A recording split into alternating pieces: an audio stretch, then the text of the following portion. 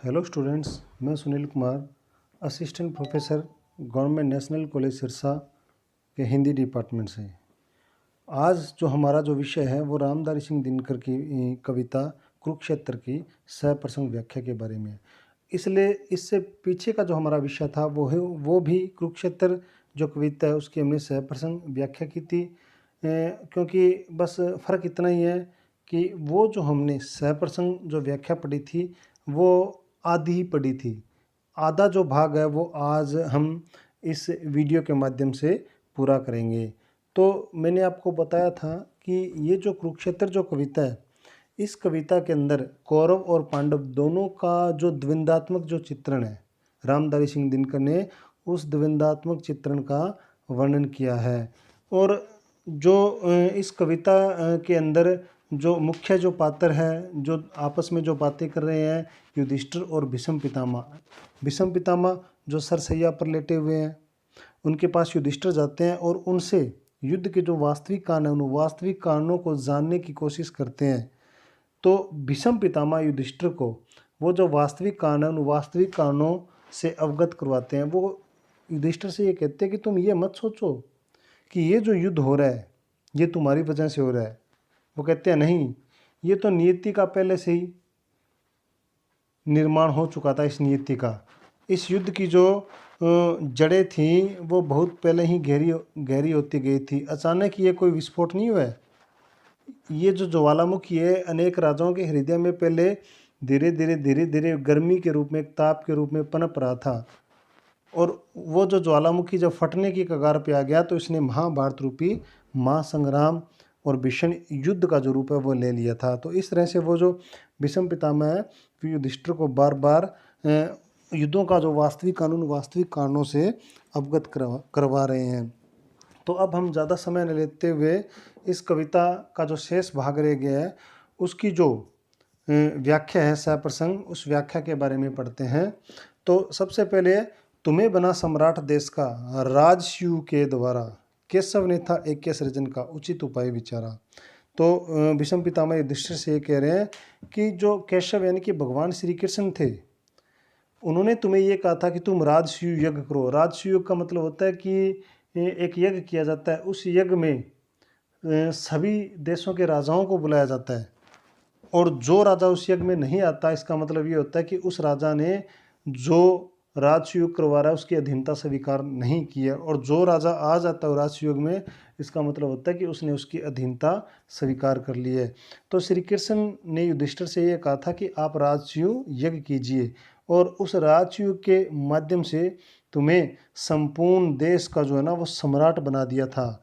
लेकिन इसका मतलब ये नहीं था कि श्री कृष्ण ये चाहते थे कि तुम इस विश्व पर अपना एक छत्र राज करो। उनके कहने का मतलब यह है कि श्री कृष्ण तो ये चाहते थे कि ऐक्य सृजन, की एकता का जो सृजन निर्माण हो इस संसार के अंदर, कि सभी लोग एक ही राज्य के अंदर रहकर अपना कार्य करें, यानी कि जो अन्य जो राजा वो एक ही राजा के अंदर या उसके साथ सहयोग करते रहें। और ये जो उपाय था ये श्री कृष्ण का बिल्कुल उचित उपाय था कि राजयोग के द्वारा वो अपना कार्य सुचारू रूप से करते रहें। सो परिणाम और कुछ निकला, बड़की आग भुवन में, द्वेष अंकुरित हुआ पराजित राजाओं के मन में। लेकिन उस राजयोग का जो परिणाम है वो कुछ और ही निकला था। क्या निकला था कि बड़की आग भुवन में, जितने भी जो राजा थे, भुवन मतलब उनके हृदय में जो एक द्वेष रूपी बदले की भावना रूपी जो आग है वो भड़क गई थी। द्वेष अंकुरित हुआ पराजित है। और इस तरह से उन राजाओं के जो मन के अंदर है वो पांडवों के प्रति जो द्वेष है, राग है, ईर्ष्या है, शत्रुता के जो बीज है वो अंकुरित होने लगे। अंकुरित क्यों होने लगे? क्योंकि वो अपने आप को उस राजयोग के माध्यम से पराजित से महसूस कर रहे थे। इस तरह से उनके मन में एक द्वेष की भावना रूपी जो बीज है वो अंकुरित होने लगे। समझ ना पाए वे केशव के सुदेश्य निश्चल को, देखा मात्र उन्होंने बढ़ते इंद्रप्रस्थ के बल को। कि वो जो राजा थे वो राजा श्री कृष्ण के उद्देश्य, सुंदर उनका जो उद्देश्य था, उनकी जो सोचने की जो क्षमता थी, उस क्षमता रूपी निश्चल जो बिना किसी छल के उन्होंने सोचा था कि वो तो ये चाहते थे कि जो सारे राजा अगर एक हो जाएंगे तो उनमें एकता की भावना उत्पन्न होगी। लेकिन वो जो राजा थे वो उसको विपरीत ले गए थे। वो ये सोचने लगे कि हम तो इसके गुलाम हो गए राजसूय के माध्यम से। देखा मात्र उन्होंने बढ़ता, और उन राजाओं ने केवल और केवल क्या देखा था, जो इंद्रप्रस्थ पांडवों का जो की राजधानी थी उसके शौर्य, उसके बल, उसके पराक्रम को ही देखा था। और उसके पराक्रम को देखकर वो अपने आप में उनके प्रति द्वेष की भावना रखने लगे। पूजनीय को पूज्य मानते में जो बाधा कर्म है, वही मनुष्य का अहंकार है, वही मनुष्य का भ्रम है।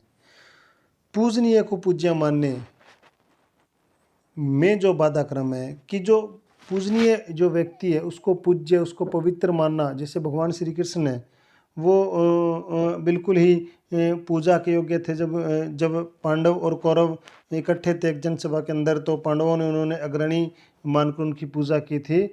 तो में जो बाधा क्रम है कि जो व्यक्ति पूजनीय व्यक्ति को पूज्य नहीं मानते, वो ही रुकावटें रूपी कर्म उत्पन्न करते हैं, यानी कि निरंतर वो बाधाएं मुसीबतें उत्पन्न करते रहते हैं। वही मनुष्य का अहंकार है, और वही मनुष्य का क्या है, अहंकार है कि वो जो व्यक्ति जो पूजनीय है उससे ज़्यादा पूजनीय तो मैं हूँ। और कवि कहता है कि वही उस व्यक्ति का, उस मनुष्य का भ्रम मात्र है। और वो भ्रम कैसे होता है, उसके अहंकार के कारण होता है। इंद्रप्रस्थ का मुकुट छत्तर भारत भर का भूषण था, उसे नमन करने में लगता किसे कौन दूषण था।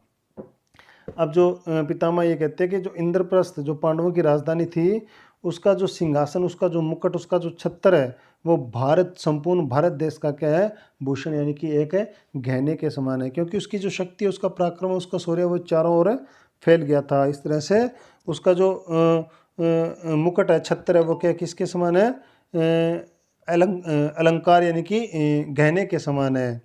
उसे नमन करने में लगता किसे कौन दूषण था। और उसको नमन, उसको नमस्कार, उसके सामने झुकने में किस व्यक्ति को दूषण का मतलब दोष लग रहा था। ये तो कोई बड़ी बात नहीं थी, क्योंकि उसका मतलब यह था कि उनमें एकता की भावना भरी जाए। तो उसको नमन करने में, उसके सामने झुकने में किसे कौन दूषण था, किसको मतलब कोई दोष महसूस हो रहा था। तो भी ग्लानि हुई बहुतों को इस अकलंक नमन से, भ्रमित बुद्धि ने की इसकी समताभिमान दलन से। तो आगे जो पितामह ये कहते हैं, तो भी ग्लानि हुई बहुतों को, क्या तो भी, और जो अन्य जो राजा थे जो तुम्हारे यज्ञ में आए हुए थे, उनको बहुत ज़्यादा ग्लानि, शर्मिंदगी महसूस हुई थी, बहुत से राजाओं को, इस अकलंक नमन से। वह कहते थे कि हम अगर इसके सामने झुकेंगे तो ये हमारे लिए एक कलंक के समान होगा। नमन, झुकना, ये कलंकित कर देने वाला, यानी कि हमें शर्मिंदगी महसूस करवा देने वाला झुकना कलंक के समान होगा। भ्रमित बुद्धि ने की इसकी समताभिमान दलन से। और इस तरह से उन राजाओं की जो बुद्धि है, उस बुद्धि को भ्रमित कर दिया था। और समता, जो समान रूप से अभिमान, उनके अंदर जो अहंकार था, वो दलन यानी कि नष्ट होने की कगार की तरफ शुरू हो गया था, उनका जो अहंकार था। इस पूजन में पड़ी दिखाई उन्हें व्यवस्था अपनी, और इस राजयुग के यज्ञ रूपी जो पूजन है, उसमें उन्हें अपनी जो व्यवस्था है, दीनता है या हीनता है, वह स्पष्ट रूप से दिखाई दे रही थी। पर के विभव प्रताप समुन्नति में प्रवस्था अपनी, पर के यानी कि दूसरों के विभव, उनके वैभव के की वजह से, उनके प्रताप, उनकी शक्ति की वजह से, उनकी समुन्नति, उनकी समान रूप से होती हुई उन्नति, यानी कि पांडवों के वैभव, उनके प्रताप शक्ति, उनकी समुन्नति, उनके समान रूप से हो रही उन्नति में परवस्था अपनी, कि वो ये सोच रहे थे सभी राजा कि हम इनके पर, यानी कि इनके वश में हो गए, इनके अधीन हो गए हैं। तो वो जो सारी चीज़ें उनको परेशान कर रही थी। राजसूय का यज्ञ लगा उनको रण के कौशल सा, निज विस्तार चाहने वाले चतुर्भुप के छल सा।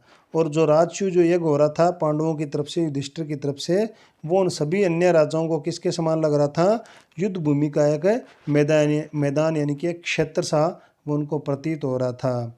निज विस्तार चाहने वाले, और जो राजा अपने स्वयं के राज्य को, अपने स्वयं का विस्तार, अपने राज्य रूपी विस्तार करना चाहते थे, चतुर्भुप के छल सा।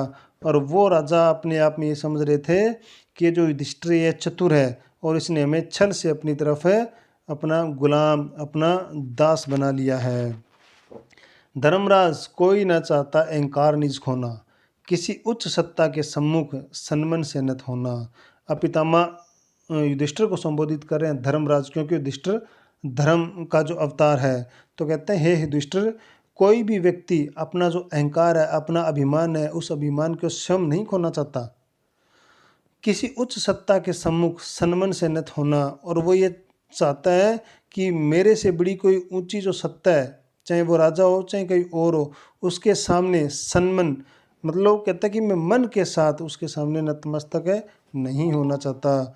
कि कहने का मतलब ये है कि वो ये सारे ये सोच रहे हैं कि हम जो युधिष्ठिर की जो उच्च सत्ता है, उस सत्ता को कभी भी स्वीकार नहीं करेंगे। सभी तुम्हारे ध्वज के नीचे आए थे न पढ़ने से, कुछ आए थे भक्ति भाव से, कुछ कृपाण के भय से। पितामह ये कह रहे हैं कि जो तुमने राजसूय किया था, उस राजसूय के अंदर जितने भी जो राजा आए थे, वो ऐसे नहीं आए थे तुम्हारी राज्य रूपी पताका के नीचे। वो कुछ एक तो तुम्हारे प्रेम भाव के कारण आए थे कि तुमसे प्रेम करते थे, और कुछ एक जो थे वो तुम्हारे भक्ति भाव से, यानी कि तुम्हारा उनके प्रति जो आदर भाव है, विनय भाव है या भक्ति भाव है, उसके माध्यम से आए थे। और जो कुछ एक ऐसे राजा थे जो तुम्हारे विरोध में थे, वो क्या कृपाण, यानी कि तलवार के भय से वो तुम्हारे पास है या तुम्हारी सत्ता स्वीकार करने के लिए आए थे। मगर भाव जो भी हो, सबके एक बात थी मन में, रह सकता अक्षुणन मुकुट का मान इस वंदन में। तो अब जो है वो भीष्म पितामह ये कह रहे हैं, मगर भाव जो भी हो, सबके एक बात थी मन में, कि इस तरह से भाव चाहे उसका कुछ भी हो, भावार्थ उसका तात्पर्य कुछ भी हो, लेकिन सब राजाओं के मन के अंदर एक ही बात घर कर रही थी।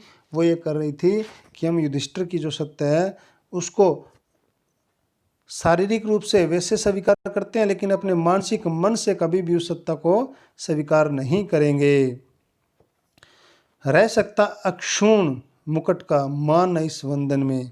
और इस तरह से वो जो राजा है, उन राजाओं के जो मुकुट है, उसका जो मान है, वो थोड़े ही समय के लिए रह रहा था। यानी कि जो युधिष्ठिर है वो तो क्या कर रहे थे, एक वंदना, एक मान सम्मान के साथ उन राजाओं को अपने राजयोग में बुला रहे थे। लेकिन वो जो राजा है, वो राजा उसको क्या है, उस मान सम्मान को थोड़े ही समय का मान रहे थे, तुच्छ समय का मान रहे थे। लगा उन्हें सिर पर सबके दास तब चढ़ा जाता है, राजसूय में से कोई साम्राज्य बढ़ा जाता है। और वो जो राजा थे, उन सभी राजाओं को ये लग रहा था कि उनके सिर के ऊपर युधिष्ठिर का जो दास्तव है वो चढ़ा जा रहा है, क्योंकि युधिष्ठिर उनको गुलाम बनाकर रखेगा और वो युधिष्ठिर के दास बनकर रहेंगे। तो इस तरह से उनके सिर पर वो सारी बातें चढ़ी जा रही थी। राजसूय में से कोई साम्राज्य बढ़ा जाता था, और उन्हें से प्रतीत हो रहा था कि युधिष्ठिर जो है वो राजसूय के माध्यम से हमें अपना गुलाम बनाकर अपने इंद्रप्रस्थ राज्य को और ज़्यादा साम्राज्य को बढ़ाना चाहता था। ये बात भीष्म पितामह युधिष्ठिर से कह रहे हैं कि युद्ध का जो कारण है वो ऐसे हुआ था। किया यज्ञ ने मान विमर्दित, अगणित भूपालों का, अमित दिग्गजों का, सूरों का, बल वैभव वालों का।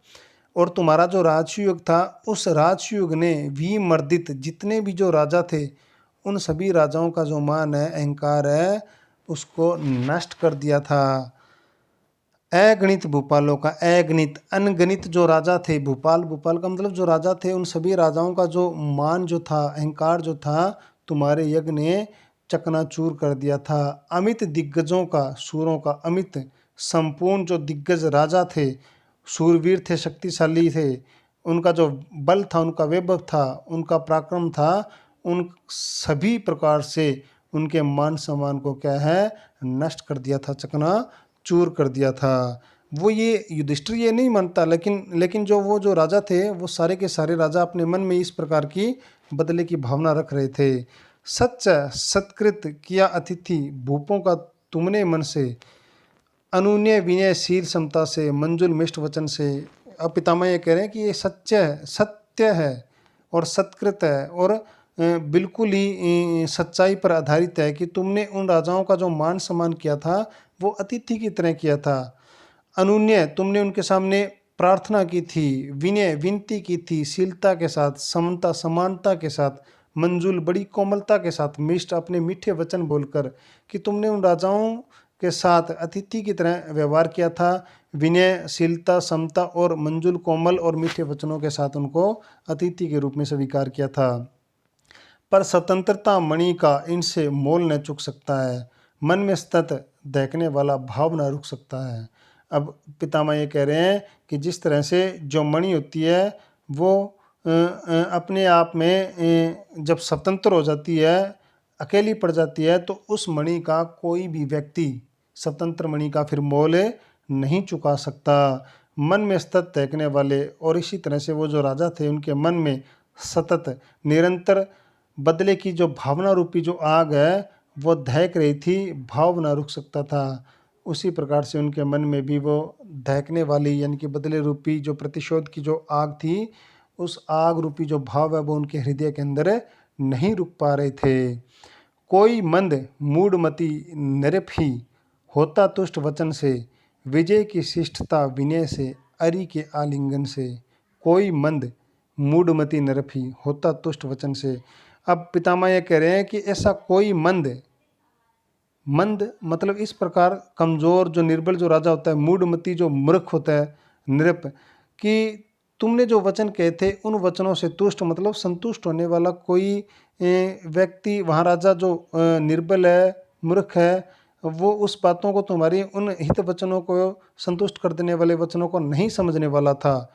विजय की शिष्टता विनय से, अरि के आलिंगन से, और उनमें तो केवल और केवल क्या है, विजय रूपी जो शिष्टता तुम उनके सामने बार बार विनती की तरह कर रहे थे, वो उनको किस प्रकार से प्रतीत हो रही थी, अरि के आलिंगन से, कि उनको ऐसा लग रहा था कि हमें युधिष्ठिर नहीं अपने गले लगा रहा, बल्कि हमारा ये जो शत्रु है ये हमें अपने गले लगा रहा है। कि तुम तो उनको विजय रूपी जो शिष्टता है और विनती या प्रार्थना के साथ उनके सामने पेश आ रहे थे, लेकिन वो तुम्हें किसके समान समझ रहे थे, शत्रु के समान समझ रहे थे।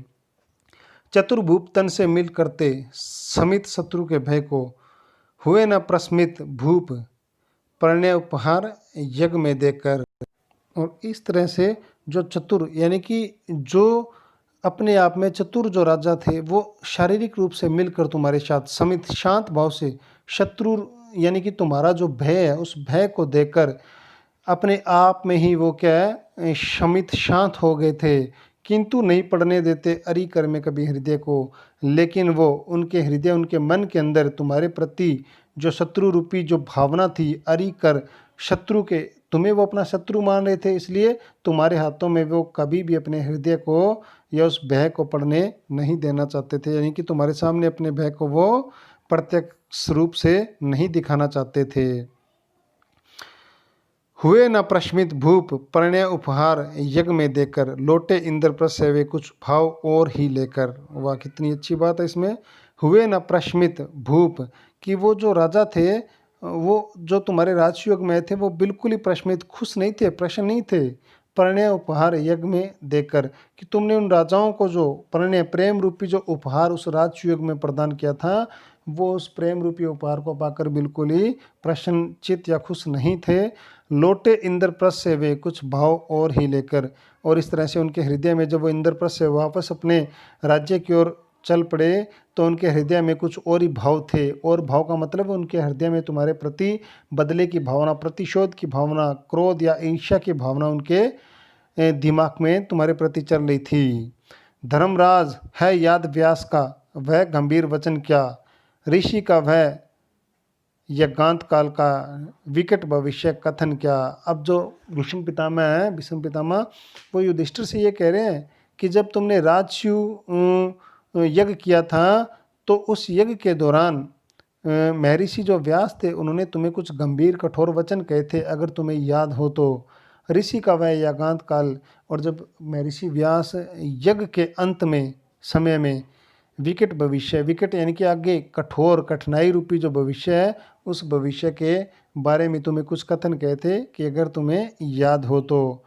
जुटा जा रहा कुटिल ग्रहों का दुष्ट योग अंबर में, और इस तरह से वो तुम्हें बार बार ये कह रहे थे कि जो इस नक्षत्र यानी कि ये जैसे यज्ञ राजसूय खत्म होगा, उसके बाद जो कुटिल जो कठोर जो ग्रह है, उनका जो दुष्ट यानी कि उनका जो बुरा जो योग है, वो आकाश में बनता हुआ दिखाई दे रहा है।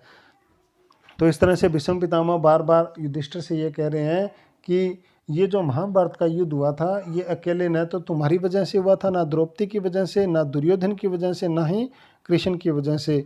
ये महाभारत युद्ध तो बहुत पहले इस युद्ध की जो नींव है वो रख दी गई थी, क्योंकि कुछ एक राजाओं के मन में तुम्हारे प्रति प्रतिशोध की ज्वाला थी, और कुछ एक ऐसे भी थे जो आपस में एक दूसरे के प्रति शत्रुता की भावना रखते थे। जैसे जो कर्ण है वो अर्जुन को मारना चाहता था, उसे ये नहीं मतलब था कि महाभारत का युद्ध कौन जीते।